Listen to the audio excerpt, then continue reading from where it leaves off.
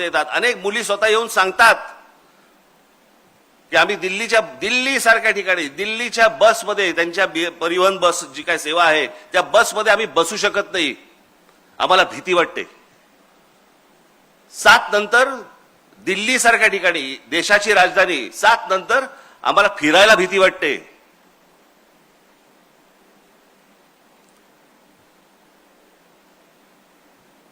देशाच्या राजधानीमध्ये जर समजा महिला असुरक्षित असतील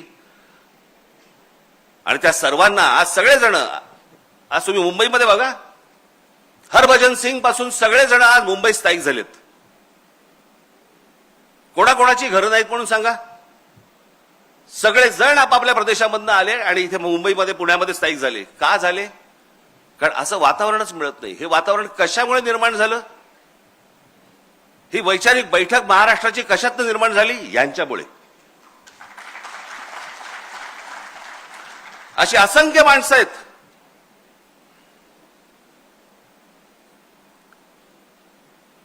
म्हणजे आज पुण्यामध्ये, मला अजूनही आठवते, लहान असताना मी जेव्हा पुण्यामध्ये येत असे, आजही आहे, काही आज वेगळं नाहीये, परंतु आज अनेक, त्यावेळेला पण देखील अनेक महिला, अनेक मुली आज सायकल चालवायच्या, स्कूटर चालवायच्या. हे वातावरण कुठे नव्हतं हो. हा मोकळेपणा आला कुठून? हा मोकळेपणा महाराष्ट्राचा स्थायी भाव होता. महाराष्ट्रामध्ये आज महिला मोकळेपणाने फिरू शकतात, वागू शकतात, बाहेर जाऊ शकतात. या सगळ्या लोकांची जो घडवला ना महाराष्ट्र, याच्यातनं आज आपण हे सगळं बघतो आहोत.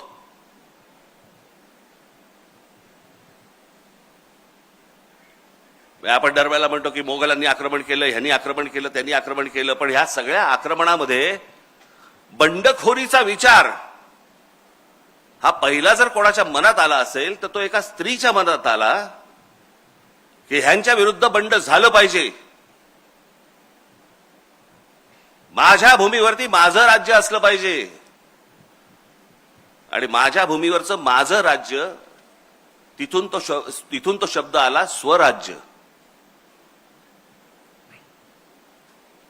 तो एका बंडखोर एका मुलीमध्ये आला, तिने आपल्या वडिलांना सांगायचा प्रयत्न केला, त्यानंतर आपल्या नवऱ्याला सांगायचा प्रयत्न केला, त्यांनी तो प्रयत्न केला देखील. ते आमच्या जिजाऊ साहेब, शहाजीराजांनी बंड केलं, फसलं, आणि मग ती संपूर्ण गोष्ट आपल्या मुलाकडं करून घेतली. त्यालाही नशीब लागतं, त्याचा मुलगा जन्माला यायला लागतो.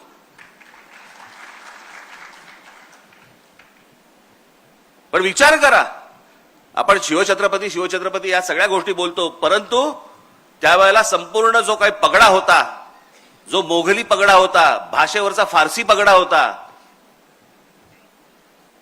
आमच्या शिवछत्रपतींनी सांगितलं मराठी शब्दकोश काढा. फारसी जो आपल्यावरचा परिणाम आहे तो सगळा घालवा. संस्कृत ही महाराजांची अत्यंत आवडती भाषा होती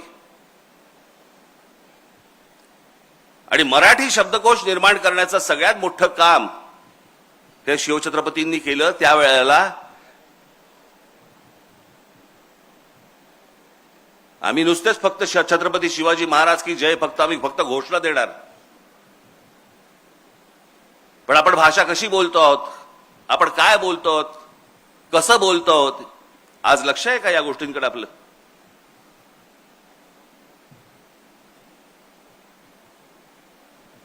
नुसती या महापुरुषांचे, त्यांचे फक्त जयंती आणि पुण्यतिथ्यांना फक्त आपली आठवण येणार, त्यांची पुतळ्यांना हार घालून आम्ही मोकळे होणार. त्यांनी काय सांगितलं हे आपण संपूर्णपणे विसरलेलो आहोत आणि म्हणून आज महाराष्ट्राची ही अवस्था आहे.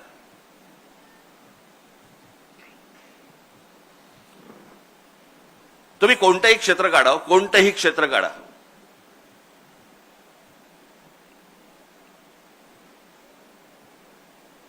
आज शिवछत्रपतींच्या नंतर संपूर्ण साम्राज्याचा सगळा कुठपर्यंत पसरवलं ते पेशव्यांनी पसरवलं, मराठा साम्राज्याने पसरवलं. काय केलं? शिवछत्रपतींचा विचार पसरवला. तो शिवछत्रपतींचा विचार कुठून कुठपर्यंत पसरवला? जवळपास 125 वर्ष या संपूर्ण हिंद प्रांतावरती मराठ्यांचं राज्य होतं. आज ज्याला आपण भारत म्हणतोय ना, या भारतामध्ये अनेक आहेत. बंगाल आहे, पंजाब आहे, तामिळनाडू आहे, गुजरात आहे, अनेक आहेत. परंतु महाराष्ट्र हा एकमेव आहे ज्यांनी संपूर्ण या भूमीवरती राज्य केलं 125 वर्ष. आणि याच्यातनं नंतर फक्त ब्रिटिश आले, पण या देशातला कोणी नाही उभा राहिला. म्हणजे ब्रिटिश आले ते मराठा साम्राज्य बाजूला काढून पुढे आले. तोपर्यंत मराठा साम्राज्य होतं. आम्ही विसरून गेलो आम्ही कोण होतो, आम्ही कोण आहोत, आमची ताकद काय होती, आम्हाला लोक कसे विचारायचे. आम्ही सगळं विसरून गेलेलो आहोत.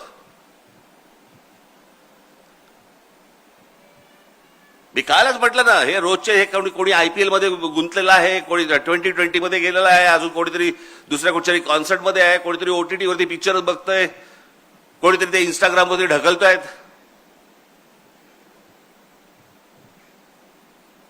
मूळ गोष्टींकडे आमचं दुर्लक्ष झालं की कोण आहोत आम्ही, आम्हाला हे कोणी शिकवलं, आमची भाषा काय, आमची मराठी भाषा. भाई साधी गोष्ट लक्षात घ्या हो, की आज अभिजात भाषेचा दर्जा मिळाला मराठी भाषेला का? कारण ती प्राचीन भाषा आहे म्हणून. आणि आमच्याकडे वाद कसले चालू आहेत महाराष्ट्रामध्ये? हिंदी लादण्याचे.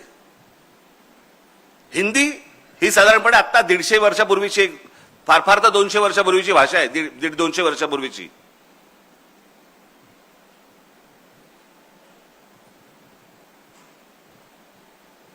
त्याच्यात आम्ही गुंतलेलो आहोत. म्हणजे उद्या हिंदी भाषेला जर समजा अभिजात भाषेचा दर्जा मिळायचा असेल ना, अजून 1000 वर्ष आहेत.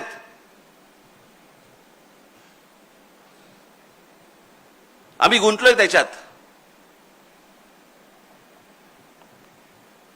भाषेचा कडवटपणा काय असतो ना, आत्ताची एक फक्त तुम्हाला क्लिप दाखवतो. आत्ताची एक गोष्ट दाखवतो. बंगालमधली आहे, सामान्य सर्वसामान्य माणसं आहेत रस्त्यावरची, त्यांच्याशी एक माणूस बोलतोय. ते काय बोलतायत फक्त ऐका. मोठ्याने लाव रे जरा, आवाज नाही का? परत लाव, परत लावते, आवाज मोठा कर त्याचा. हिंदी हिंदी बांग्ला मुझे आता नहीं है, सीख रहा हूँ मैं धीरे धीरे. हिंदी तो आशे ना म्हणजे थोड़ी थोड़ी भी नहीं, थोडी थोडी मुझे भालो बाकी आती है.